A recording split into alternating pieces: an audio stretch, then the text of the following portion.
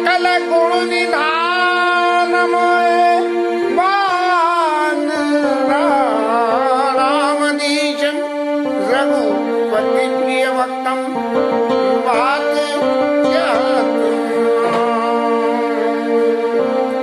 श्रीमद्रामचंद्राय नमः श्री रामभद्राय नमः श्री सीतारामाय नमः।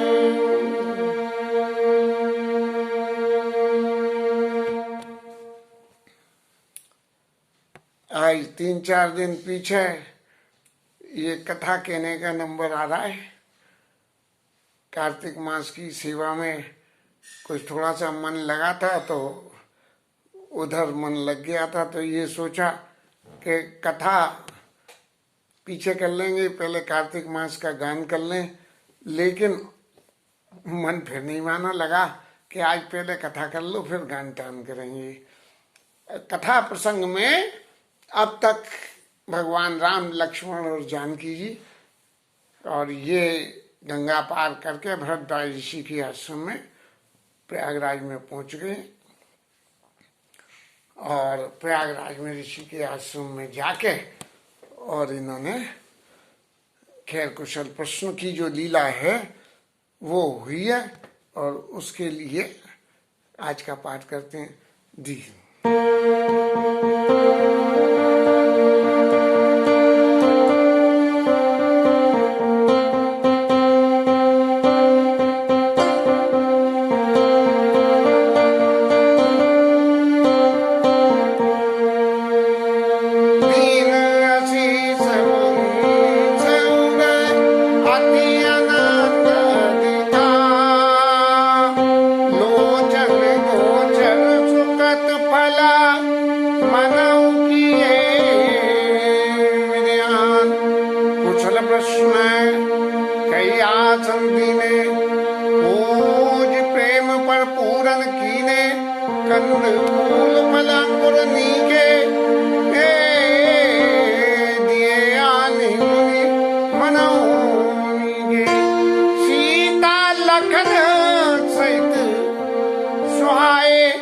अति रुच राम मूल फल खाए वै राम चुकारे भरद्वाज मुनि बचन उचारे।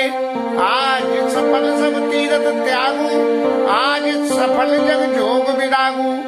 सकल सफल सुख साधन भूला, राम सकल सकल सफल सुख अवधि न दूजी। तुमने दरस आस सबूजी, अब करी कबादे उबराए निज पद सरसी से जिसनी। कर्म वचन मन छान चला, जब लगी जन्म तुम्हार, तब लगी सुख सपने नहीं किए कोटि उपचार। भरद्वाज ऋषि रामायण के एक श्रोताओं में भी हैं जो याज्ञवल्क्य ऋषि से रामकथा सुनते हैं और इसी प्रसंग में वो इस रामचरित्र के प्रत्यक्ष दृष्टा भी हैं कि जब भगवान राम उनके आश्रम में आके पधारे हैं और आने के बाद उन्होंने भगवान राम को कुशल प्रश्न किए जो कि कर्सी होती है, और फिर उनको बैठने के लिए सुंदर आसन दिया और आसन देने के बाद कंदमूल फल खाने के लिए दिए और राम जी ने लक्ष्मण जी के साथ में उन फलों को खाया और खाके उनकी थकान उतर गई, जो चल के आए थे। तब भरद्वाज जी ने बड़े सुंदर मीठे वचन बोले। क्या बोले? आज सफल सब तीर्थ त्यागू। ये जो प्रयागराज का तीर्थ है, इस प्रयागराज की तीर्थ की सफलता आज पूर्ण हो गई। क्यों? कि इस तीर्थ राज के घर में भी इस तीर्थों के द्वारा जिनको प्राप्त किया जाता है वो खुद ही इस तीर्थ में आ गए। आज सफल तब तीर्थ त्यागू, आज सफल जग जोग विरागू। और यहाँ रहने वाले जो लोग योग जप तप करते हैं उनका भी वो सब सफल हो गया। और सफल सकल सब साधन साजू और राम तुम्हें अब लोकत आजू, क्योंकि तुम यहाँ आ गए हो और तुम्हें जिसने देख लिया तो उसके ये सब चीजें शुद्ध हो गई। लाभ अवधि शुभ अवधि न दूजी, लाभ की सीमा इसके अलावा दूसरा कोई नहीं है कि तुम्हारे दरस आस सब पूजी, तुम्हारे दर्शन से आप इंसान की जीव की सारी आशाएं पूर्ति हो जाती हैं, सिर्फ तुम्हारे दर्शन मात्र से ही। ऐसे जो है प्रभु आपके आगमन से ये प्रयागराज धन्य हो गया। जब आप यहाँ पधारे हो तो अब आप कृपा करके मुझे ये वरदान दो, अब करी कृपा देऊ बर एहू निज पद सरसी जा सहज स्नेहू। अपने चरणों में स्नेह, कैसा स्नेह? सहज। सहज स्नेह और स्नेह में फर्क क्या है?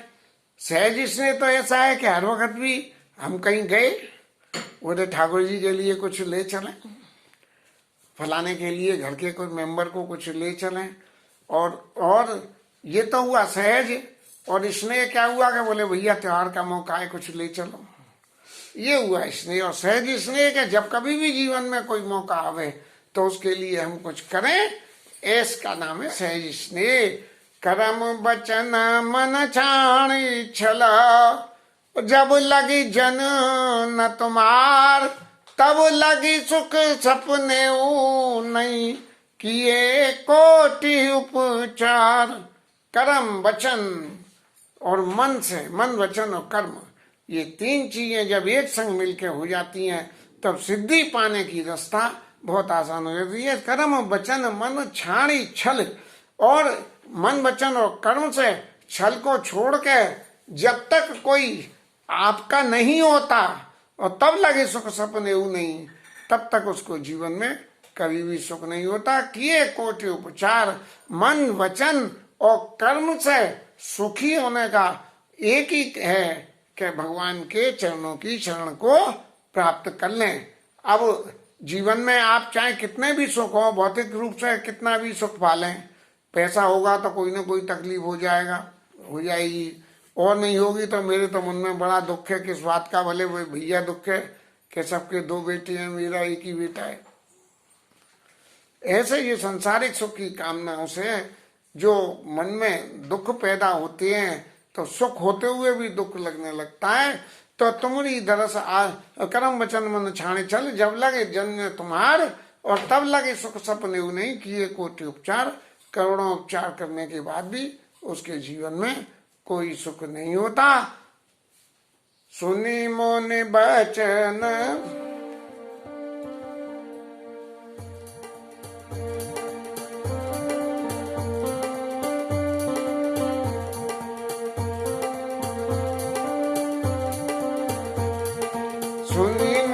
बचन राम सकुचाने, भाव भगति आनंद गान। तब रघुबर मुनि सुयस सुहावा, कुटी बाती कई सब ही सुनावा। सोच बड़ सो सब गुण गेऊ, हे मुनि से तुम आदर देव। मुनि रघुवीर परस पर नवाई, बचन गोचर सुख अनुभवई। या सुधि पाई प्रयाग निवासी, बटुता पस मुनि सिद्धि उदासी। भरद्वाज आश्रम सब आए, देखत दशरथ तनय सुहाय। राम प्रणाम कीन सब काऊ, मुदित भये लई लोचन लाऊ। दे आशीष परम सुख पाई, फिरे सरात सुंदरताई। राम कीन विश्राम निष्पात प्रयाग नहाई। चले सहित सिय लखन जन, मुदित मुनि सिरनाई। भगवान राम के भरद्वाज ऋषि के वचनों को सुनकर भगवान राम के मन में बहुत संकोच होने लगा कि मैं तो लीला स्वरूप में यहाँ आया हूँ और भरद्वाज जी मेरे परम स्वरूप के सबके सामने कह दे रहे हैं और भाव भक्ति आनंद गाने उनकी भाव और उनकी भक्ति को देख के अपने मन में बड़े प्रसन्न हुए भगवान के निरिपद से सदैव मांग रहे हैं मेरे से। तब रघुवर मुनि श्वेत सुहावा कोटि भांति कई सभी सुनावा। तब जो है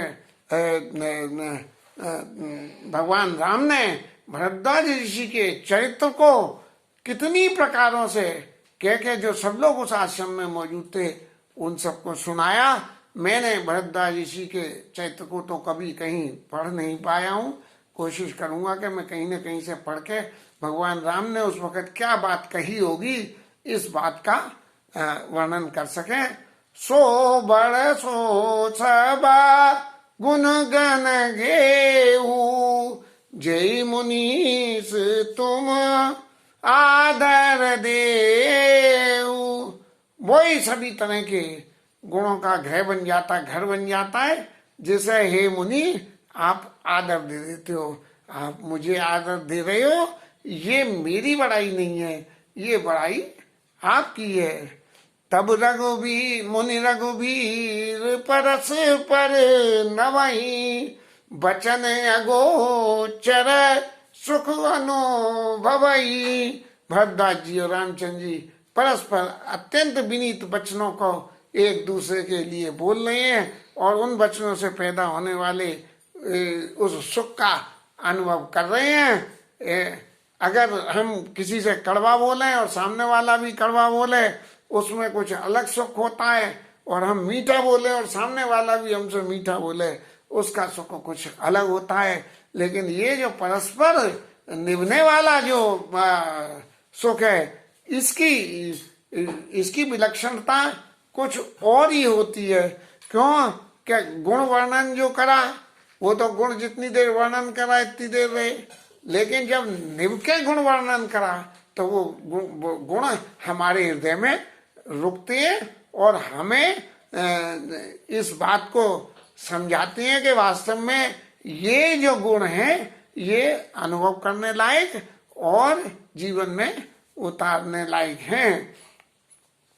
यह सुध पाई प्रयाग निवासी बट तापस मुनि सिद्ध उदासी। उनकी इस खबर को पाके और ये सब लोग जो है प्रयागराज में बसने वाले मुनि तापस सिद्ध सब जो है भरद्वाज ऋषि के आश्रम पे आए। और लेकिन वो लोग जो आए हैं वो उन भगवान राम के दर्शन करने नहीं आए, देखन दशरथ स्वर्ण सुहाई, दशरथ जी के पुत्रों का दर्शन करने आए हैं वो।